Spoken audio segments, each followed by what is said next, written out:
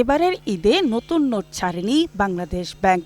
ফলে ঈদ সালামি সহ উপহারের জন্য নতুন টাকার খোঁজে ফুটপাতে ছুটছেন সাধারণ মানুষ। বাড়তি দাম দিয়ে কিনছেন নতুন টাকা।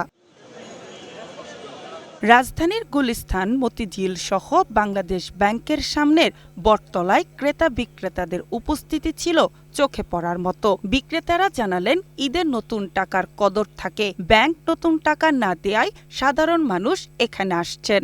বাংলাদেশ ব্যাংক এসে টাকা দেয় না, অন্যান্য ব্যাংকে টাকাটা দিয়ে দেয়। তারা সিন্ডিকেট করে আমাদের কাছে বেচে। ব্যাংক 3 দিন পর্যন্ত বন্ধ হয়ে গেছে। আমাদের কাছে যে নোটগুলো যারা রাখছে স্টকে, তারাও আমাদের কাছে বাড়তি বেচতেছে, কারণ ব্যাংকে কোনো লেনদেন নাই।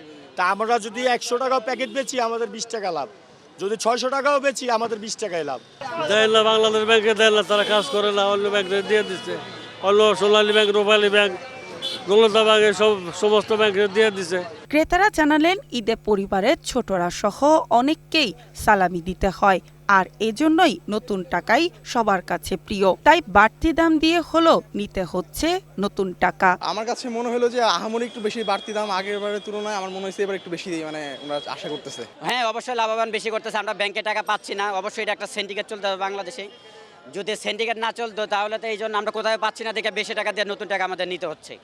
ঈদে আসছে নতুন টাকা নিছি, কোম্পানি যারা কাজ করছে তাদেরকে নতুন টাকা দেওয়ার জন্য এক্সট্রা টাকা খরচ করেও বাড়তি টাকা দিয়ে আমরা টাকাগুলো নিয়েছি। তবে প্রতিটি নতুন টাকার বান্ডিলে ক্রেতাদের গুনতে হচ্ছে 250 থেকে 500 টাকা পর্যন্ত। এছাড়া নতুন নোট পণ্য হিসেবে বাজারে বিক্রি বেআইনি হলেও পুলিশের সামনেই অনেকটা চোর পুলিশ খেলার মাঝেই চলছে নতুন টাকার বেচাকেনা।